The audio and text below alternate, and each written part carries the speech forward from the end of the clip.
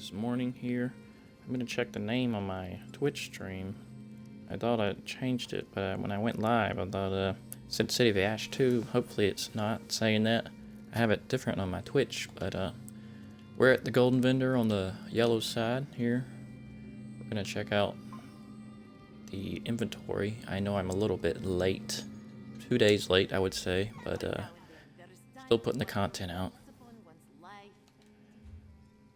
We got Drew King Slayer, which is before they had the change. It was only spell damage, but when they changed it in one of the patches, now it includes both weapon and spell damage. So I think this set is like the duplicate of another set because of the weapon and spell damage combination now. It used to be good. I mean, it's still I'd say, it's past its time really, because you can get major brutality from scribing, I think. So, and of course this is from Fungal Grotto, which is the easiest dungeon to run. So don't buy it, even if you don't have it. Just run the dungeon. It takes like 5 minutes. Veiled Heritance is when you interrupt an enemy, you gain 516 weapon damage. If you're into bash attacks, I guess this is a decent set. Gives you armor and weapon spell damage. You know what? Looking at it, this is not a bad set. When you interrupt an enemy, you gain 560 weapon spell damage for 15 seconds, and your bash attacks deal 516 more damage. And if you have other skills allotted to the bash, then it's gonna hit even harder. This might not be better than the other set that everybody runs, where you give every enemy major vulnerability. I think that one from Coral Airy, or the other one, not Coral Airy, it's the other one, I think, the one with all the water in it that I can't think of the name of. This is a good bash. I would say it's a good bash set if you are into, having a backup bash set, maybe. Okay, Viper's been out a very long time. It's in Fungal Grotto as well. It used to be good. It does say on this tooltip you get 5,000 poison damage over 4 seconds, which isn't bad. But I do also have the Torque of the Last Alien King on, so it's increasing my stats tremendously.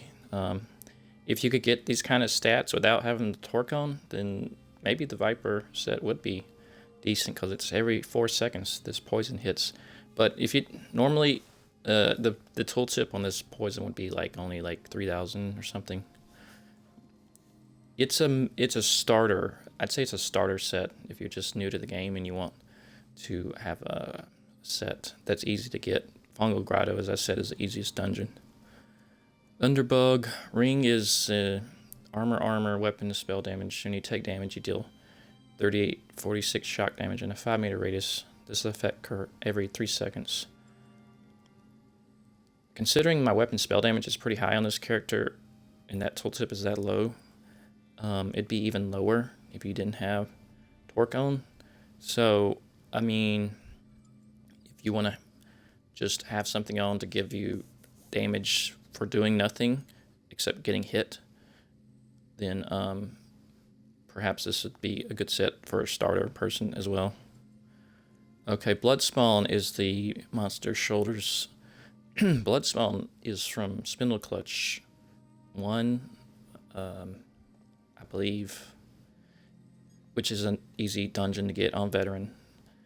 This is even though it's very old, it's still very viable, because the 2 set bonuses are good. You take damage. The 6% is low, but as much as you get hit everywhere you go, it does proc pretty regularly. 6% to generate 13 ultimate, increase your physical spell by 3601 for 5 seconds, every 5 seconds. So the cooldown is also low. It's almost the Viper low. This would be, I wouldn't say to buy this unless, 200k isn't very expensive though in Alliance points. If you just don't want to run it on veteran, and just want to buy it, then you could. Or you could buy it in the Enclave too, actually, but it's up to you. It's a good set. Okay, Neorith Arm Cops is also a set that's been a while. When you deal damage, you get a 15% chance to summon a Lich Crystal that explodes after 2 seconds, dealing 7325 magic damage to all enemies within 4 meters. With this can occur every 3 seconds. That is a very short cooldown. I think this cooldown has been reduced because that 3 seconds, I don't remember it being that short. That's a very, very short tooltip. That's almost like instant all the time damage. And the 15% is even higher than the 6% for Bloodspawn. I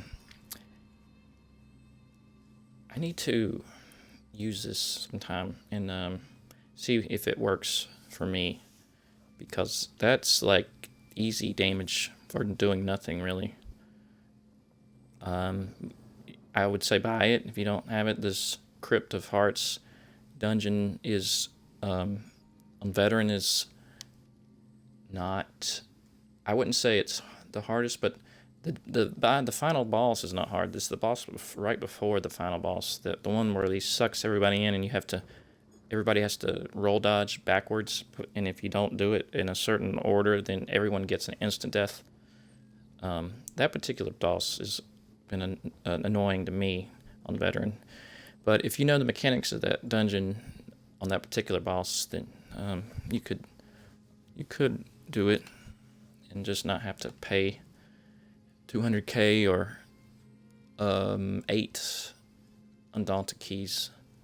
And that's it for the Golden Vendor. I already have all these items, so I'm not going to buying anything. Okay, we're going to travel to the...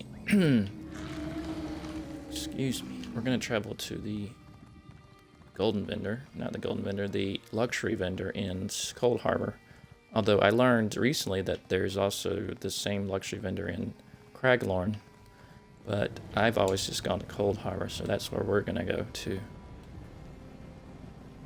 This is not Coldharbour. This is not Coldharbour. This is Coldharbour. The Coldharbour is a place I don't really go unless I go to this Luxury Vendor. But it used to be the place to go.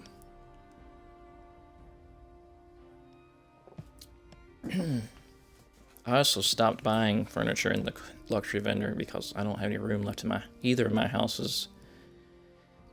Well, I should say I do have room left in the new house I have. The one I got for free in the desert of Alakir. That I can never remember the name of. Let's just try to jog our memory on the name of this dungeon out here. I mean, the house. Swordsinger's Redoubt. Swordsinger's Redoubt. Okay, to get to the Luxury Vendor, you just go... Well, this is the way I go. I go over this bridge, and then I go up the stairs over here. And it's up these stairs over here to the left. Right in front of the bank in Coldharbour. Okay, not here, over there. I mean, up the stairs and to the left is what I said. So, see if there's any alchemy around here that I could pick up. Nope. Alrighty, let's see what you got for us. We have a Blood Mage Crystal Oval for 4,000. Is cheap. I wouldn't... This looks like a big stick of gum that's been chewed. I don't want to have that in my house. Blue Crystal Cluster that lights up. Does it light up? It seems like it's lit up already because it's kind of glowy looking. 10k is not too expensive if you want this. A larger blue crystal for 20k. Maybe if you could have these like floating in your house, that'd be kind of neat. Blue Crystal Cluster Medium. Same if you like crystals and the look that they give you, like make you feel like you have diamonds maybe. Blue Crystal Fragments. Looks kind of like snowballs or ice. Blue Flame Candles are very small. It is a blue flame and not a yellow flame, so that's different, right? 2,500 is extra cheap. This says Dice Blood Mage Crystal. This is going to be a very large item, so it's going to take a lot of space up in your house. So I would only consider buying a few of these, because if you buy like 2 of these, like it's going to take up almost half of your house area. If you like the way this is, though, it looks like 2 hands kind of closing in on the stairs, sort of. Is a cool look. If you maybe could put a throne at the top of the stairs, that would be something, or a bed or something. 100k is a lot, though. Geode Amethyst is cool on the inside. Amethyst inside rock. Palalu Pathmarker CV is kind of like an altar with the flame on the top, blue flame.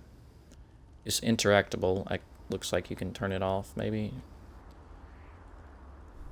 Obsidian Deposit Smooth is a big rock. Obsidian rock that's smooth. I wouldn't buy this. It looks not something I would want. And the Soul Gem Grand for 5,000, which I see like in the Undaunted Enclave. It has a neon color scheme type thing. If you want to add it to the other rocks that are up here, maybe it could be something for 5,000. If you just want to collect every little furnishing in the game, then maybe you want to buy it. But I'm not into rocks, and